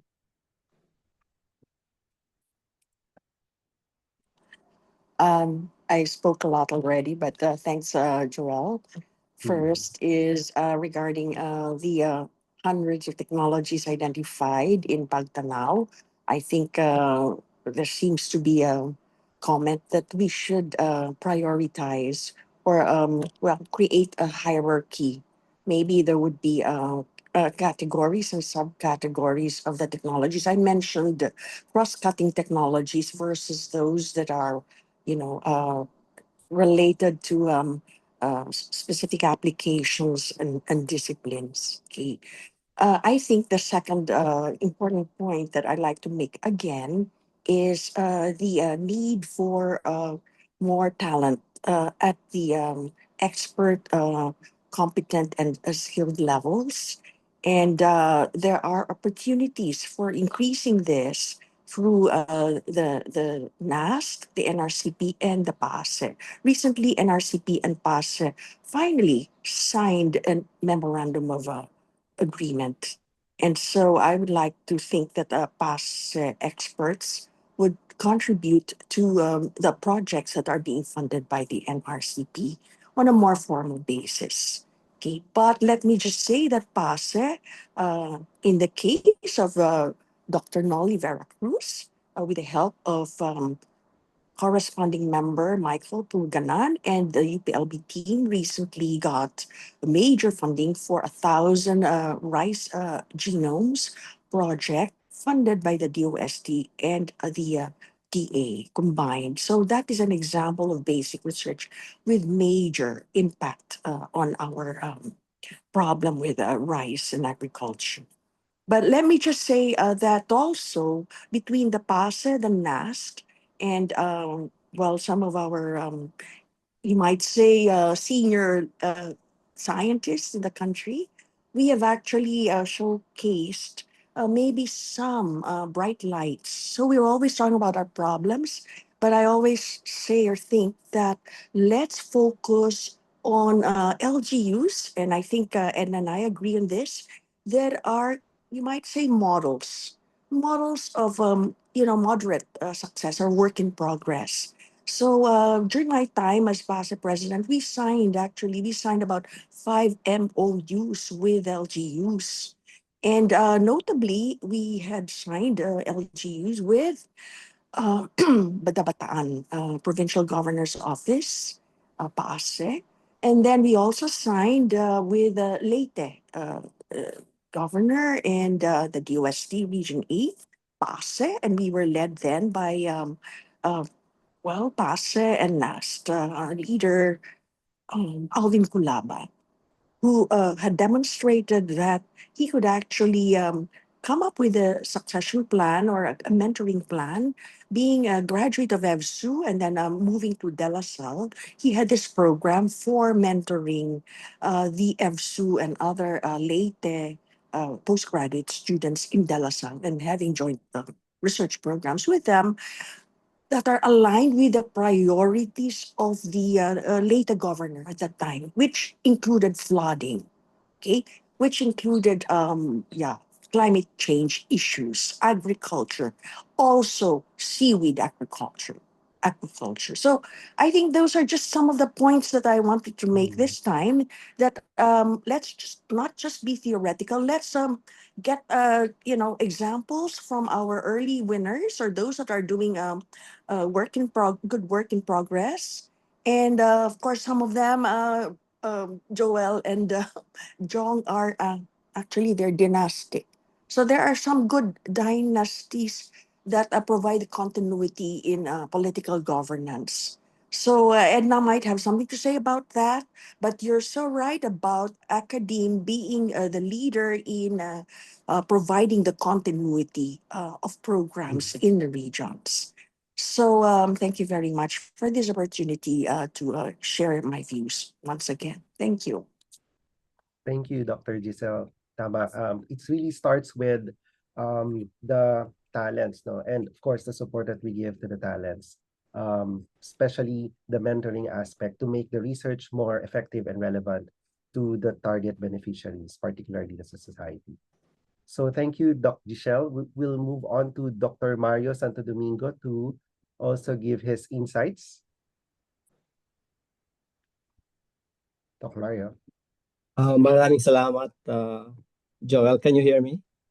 Yes, narinig po namin. So, magandang gabi po sa inyong lahat. Unang-unang nagpapasalamat ako sa NAST at sa PAASE para sa pagkakataon nito na magbigay ako ng aking reaction muli. I'll just reiterate that I appreciate the attention that is now being paid to the total ecology of scientific life, the conditions that allow our scientists to thrive, not just survive. So I thank Dr. Completo. In her synthesis, she mentioned the importance of recognizing the well-being of scientists being integral to productivity, creativity, and retention. So if we do that, if we recognize the importance of well-being, we begin to design systems that nurture rather than drain. So in this light, I echo the call for creating a developmental pipeline for Filipino scientists, a pathway that supports growth across the stages of curiosity, learning, formation, and leadership. So such a pipeline need not remain an abstract concept. Sabi nga kanina ni Dr. Giselle, we need to consider both knowledge and know-how. We have people who know how to projectize, this concept in practical, collaborative ways. Probably NAST or other scientific bodies in the Philippines are now doing inventory of existing training programs. This is very important. We need to do this, inventory of our research groups, mentorship ecosystems, spanning high school, undergraduate, graduate, postdoctoral levels. So this will show us where the bottlenecks and opportunities lie. Pangalawa, we can also pilot developmental clusters, establishing clusters that connect basic education, local universities, research institutes, and industry partners within a geographic or disciplinary hub. So each cluster can serve as living laboratory for nurturing and tracking the growth of young scientists. At pangatlo, again, embedding wellness and mentoring metrics. Every program or project that aims to develop researchers should also include measures of well-being, belongingness, and mentoring quality. And these are not add-ons, but they are core indicators of sustainability. I also would like to commend the continuing integration of social science perspectives in our scientific discourse. This makes our science more reflexive, more human, and more socially grounded. Equally commendable is the deliberate inclusion of indigenous perspectives, a recognition that science in the Philippines must speak to and arise from the lived realities and wisdom of our people. Yet there remains one important gap that we still need to confront, and I'm sure Greg will agree with me, the language of science teaching, especially in the early grades. A strong empirical evidence, both here and abroad, demonstrates that using the mother tongue as the medium for teaching science and critical thinking leads to deeper understanding and longer retention among young learners. When children learn to question, hypothesize, and test ideas in the language they think and feel in, agham naramdam, they are not merely learning science, they are learning how to be scientists. So language, therefore, is not just a medium, it is part of the message. It shapes how scientific thinking is internalized, how curiosity is expressed, and ultimately, how scientific identity is formed. So finally, this brings me to a related call to use science itself to study the conditions for effective scientific mentoring and how mentoring contributes to increasing the number and diversity of Filipino scientists. So the experiences of our mentors and mentees, when systematically examined, can yield evidence-based models for scaling up successful practices.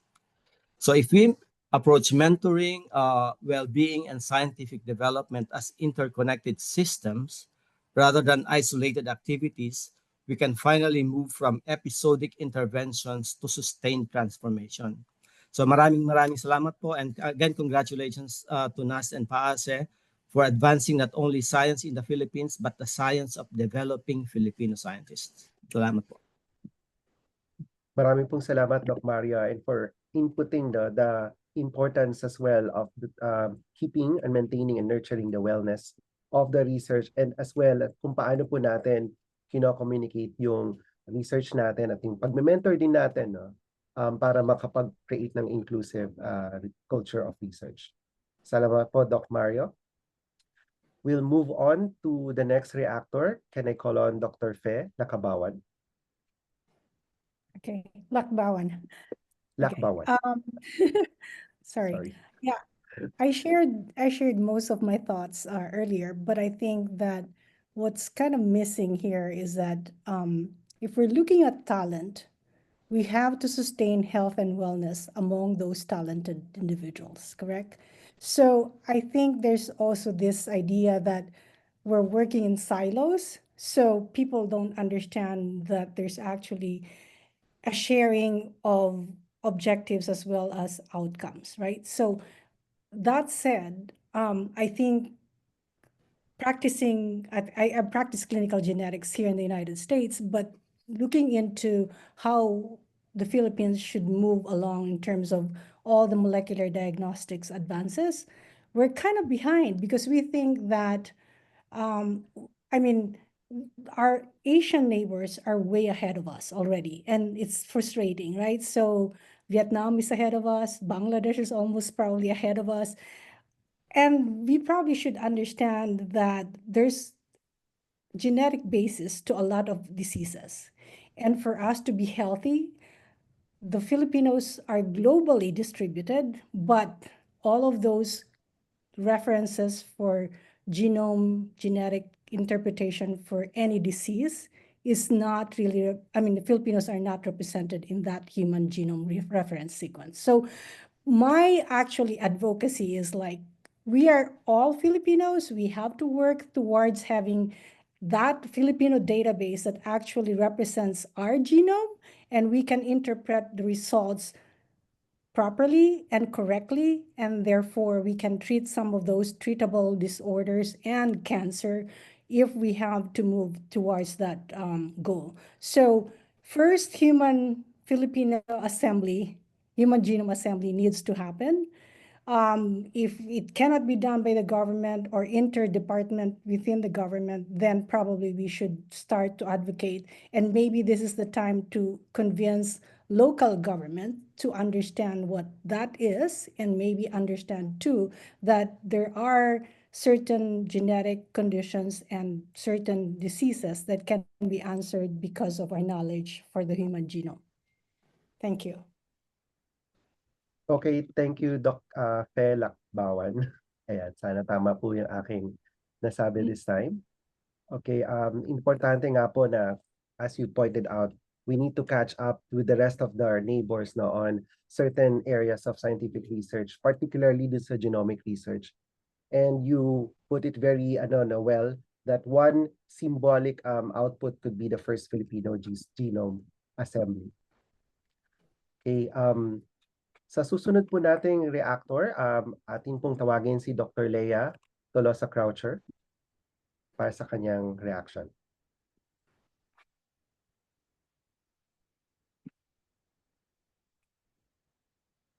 Narito pa po ba si Dr. Leia?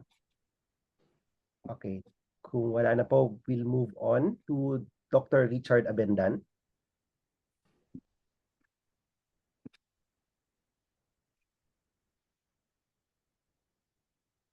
Wala rin po ba si Dr. Richard Abendan?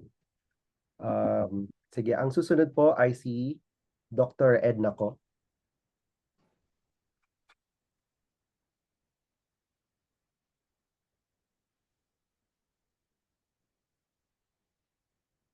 Ayan, mukhang unti-unti na po yata nawawala yung mga reactors natin.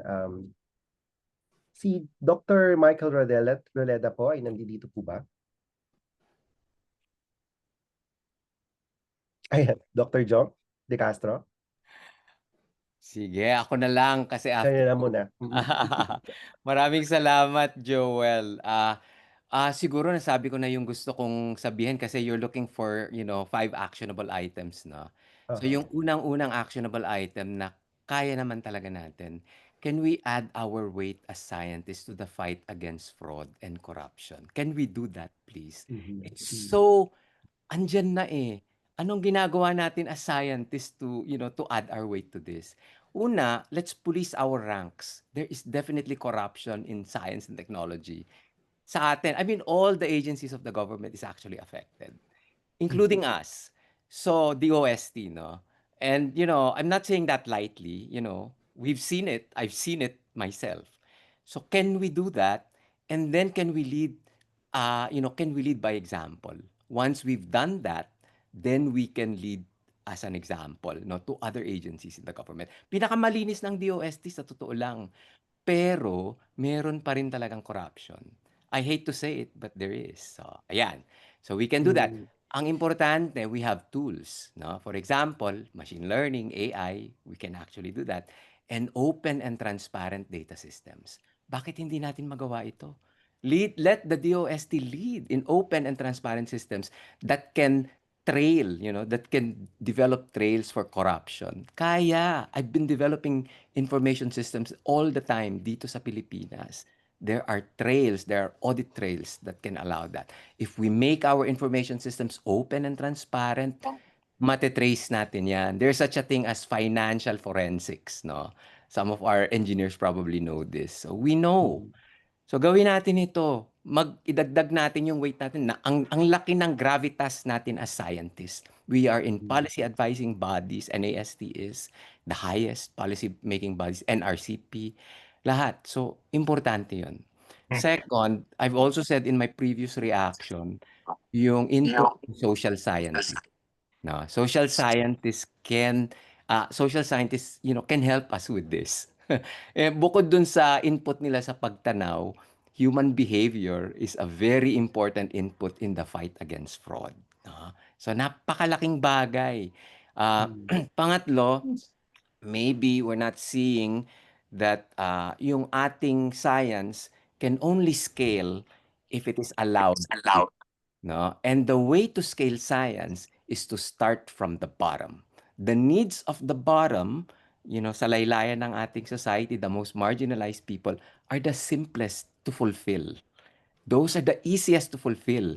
And once we have had success in those things that are easiest to fulfill, then we can cascade it to the entire society. Hihingin lahat yan ng buong society kung nag-successful tayo sa may laylayan.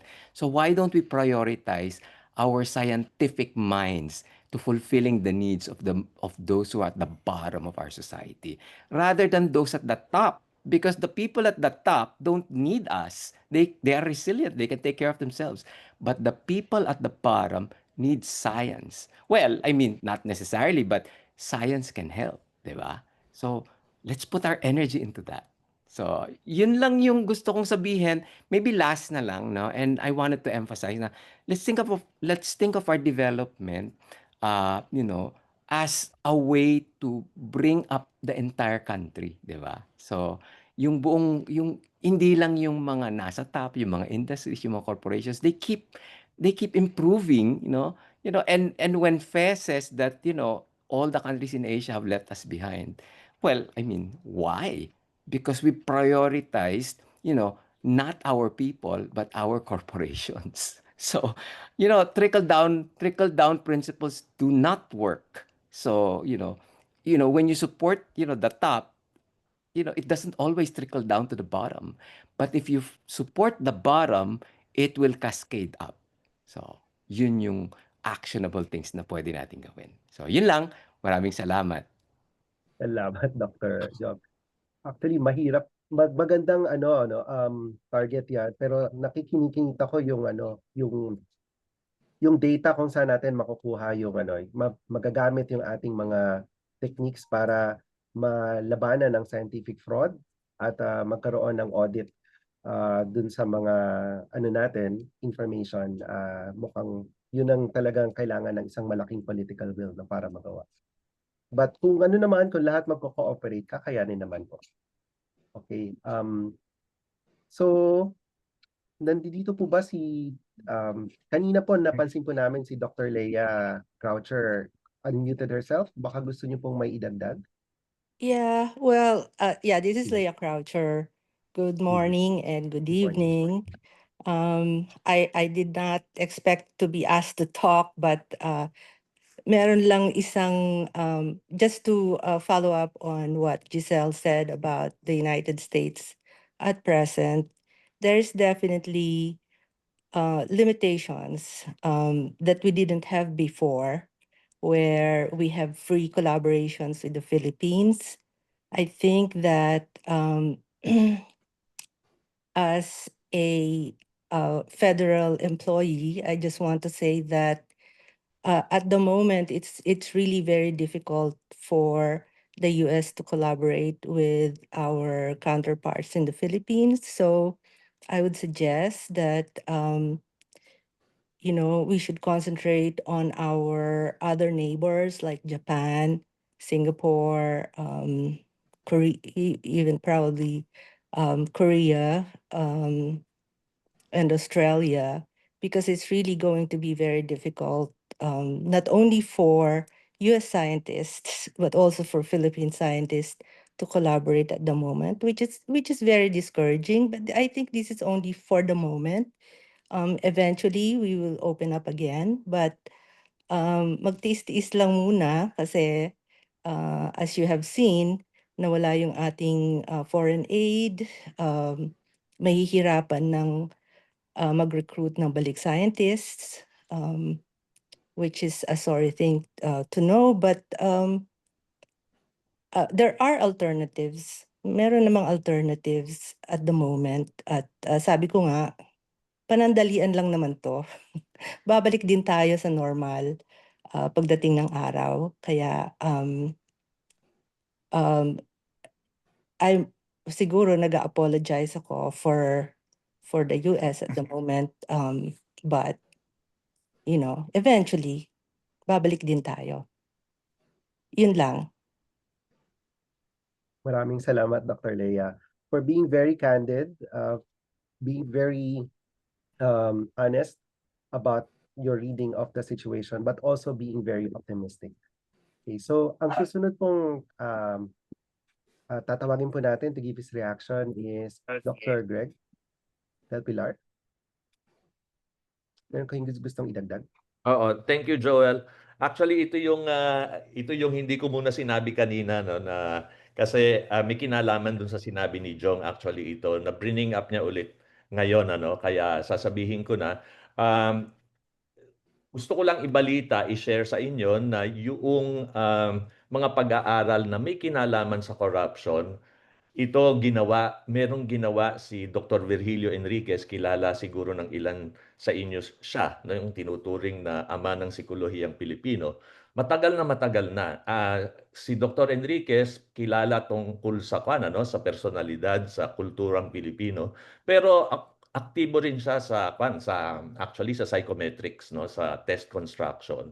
At meron siyang isang pananaliksik noon na gumawa sila ng scale ng, hindi ko alam eksakto kung ano, pero may kinalaman sa corruption, ano? At in-administer nila ito sa iba-ibang ahensya at lumabas na verify, no, yung ating mga inaakala na may mga ahensya kung saan mas mataas ang corruption. Nakakagulat ito, no, kasi iisipin natin, sasagutin ba ng tama, hindi ba ikukubli yun ng mga tao? Lumabas doon sa kanilang research. And this is published, no? Siguro dapat hanapin ko. Unfortunately, hindi ito nasundan. Co-author niya si Proserpina Tapales ng NCPAG, no? Yun, so ang point na sinasabi ko, AI ang iniisip na teknolohiya ni Dr. Jong. Sigurado tayo na malaki ang maiaambag nun. Pero dito sa hindi ito AI at all there. You might say in comparison to AI, very crude. Pero meron ng mga resultang ganito, no? So siguro susubukan kong hanapin 'yon, no? Para makita. Kasi siguro iisipin natin, bakit aaminin ng mga tao na corrupt sila? There's something going on apparently, no? Area ko ang psychological measurement. Sa palagay ko, ang mga tao pag sumasagot sila ng questionnaire, para hindi sila masyadong mag-isip ng matagal, kung ano yung unang naiisip talaga. At saka siguro meron ding pagpapahalaga sa authenticity, no?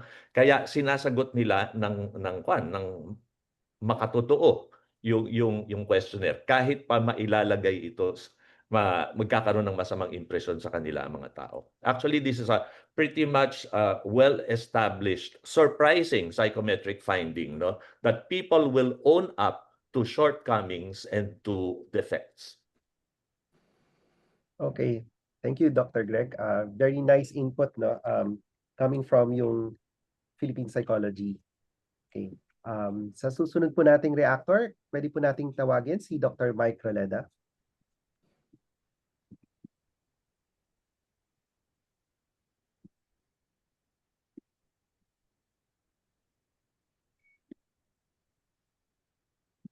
Dr. Mike Roleda, nandyan po ba kayo? I asked Mike. Dr. Roleda unfortunately had to attend the thesis defense right now, so he's multitasking. So okay. Baka hindi siya available right now. Sige, offline na lang po siya magbigay ng kanyang feedback. Sige. So at this point, we'll move on to the next part of our program. So marami pong salamat sa mga participants, sa mga reactors para sa kanilang collaboration at yung pagbibigay ng top 5 actionable recommendations sa iba't ibang mga thematic area. So at this juncture, let us briefly go through the summary of key outcomes.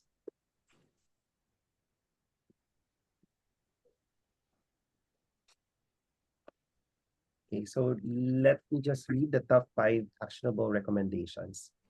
So, base po doon sa ating napag-usapan kanina, the first actionable recommendation is to define long-term cross-administration targets, such as setting realistic, achievable targets broken down into 6-year periods to align with political cycles while maintaining the 30-year long-term vision. The second is to incorporate circularity and life cycle assessments, which is to move beyond just resource generation, such as renewable energy and water supply, to include end-of-life issues, such as recycling solar panels and batteries, and full life cycle assessments of chosen technologies. The third actionable recommendation is to prioritize poverty alleviating and governance enhancing technologies by re-evaluating emerging technologies, such as precision medicine, against their immediate relevance to poverty reduction, the fundamental driver of inequity, and prioritize technologies that address pressing societal challenges such as corruption, fraud, and inefficiency in governance systems. Ang ikaapat po ay investment in the scientific talent pool, which is to invest in the scientific talent pool and well-being, strengthen this country's scientific and technical workforce by providing competitive work opportunities, mentorship, and leadership development programs that ensure continuity and succession of scientific expertise across generations, equally prioritize the well-being, motivation, and professional growth of scientists to sustain an engaged and resilient scientific community, and finally, to integrate social sciences in technical planning by embedding social science perspectives into all technical clusters to balance technological progress with societal impact, justice, and environmental trade-offs.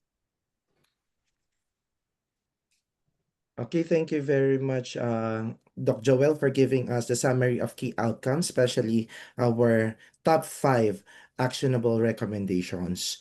So to formally conclude this session, may we call on Ms. Luningning E. Samarita Domingo, Director 4 of the National Academy of Science and Technology Philippines, to deliver the closing remarks.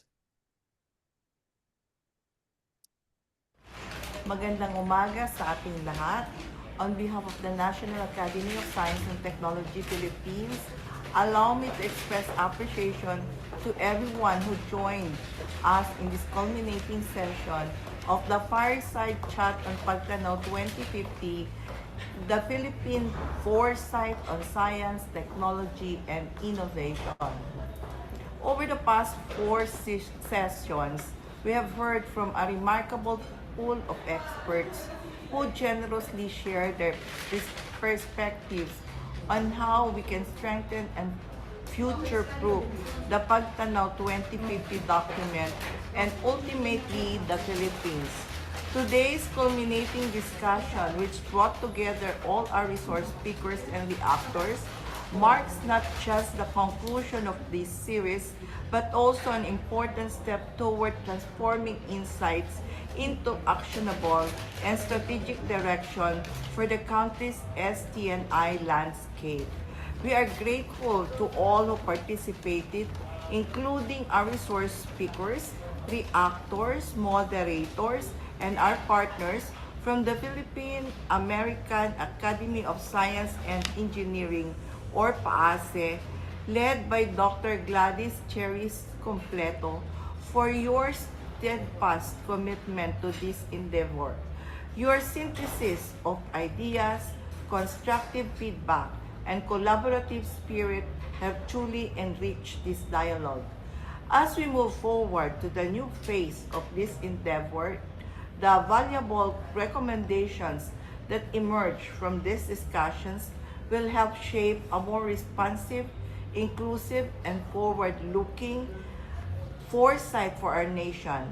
Let us continue working together to transform these shared insights into tangible strategies that will empower our scientific community and inspire innovation for generations to come. Maraming salamat po muli sa inyong lahat for your time, your wisdom, and your unwavering dedication to advancing science, technology, and innovation for national development. Mabuhay po kayo, and we look forward to continuing this meaningful collaboration as we chart the next steps for PAGTANAW 2050. And with that, we officially close the PAASE Fireside Chat series with a focus on the sections of PAGTANAW 2050, the Philippine Foresight on Science, Technology, and Innovation. On behalf of the Philippine American Academy of Science and Engineering and our partner agency, the National Academy of Science and Technology, Philippines, we extend our heartfelt gratitude to our esteemed speakers, reactors, and participants for generously dedicating your time, insights, and presence to this significant endeavor, one that embodies our collective hopes and aspirations as a nation. May this effort serve as a driving force in updating a national science and technology and innovation foresight document, one that truly captures the spirit, values, and realities of the Filipino people. Maraming salamat po at mabuhay po tayong lahat. For updates on future PAGTANAW 2050 events, kindly follow the initiative's social media accounts. Likewise, please follow Philippine American Academy of Science and Engineering, or PAASE, on Facebook for announcements and events of this nature. Thank you, and we appreciate your engagement. At this point, may we ask everyone to please open their cameras for a quick picture taking. Thank you and have a good day.